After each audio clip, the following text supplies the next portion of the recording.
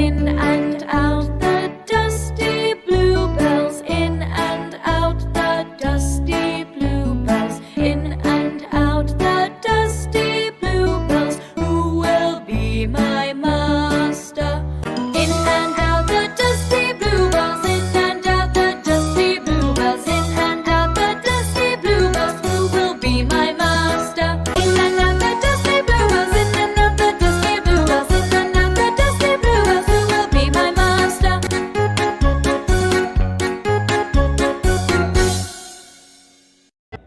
With this activity, it will improve children's understanding on basic concept of in and out. For example, they will learn which side is in and which side is outside.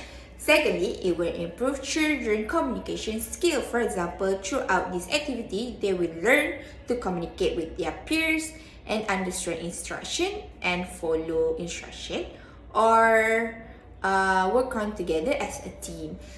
And lastly, it will improve their creativity. For example, in this video, we can see that there are no circles. We do the activity in straight line. So that's all from me, and thank you for watching.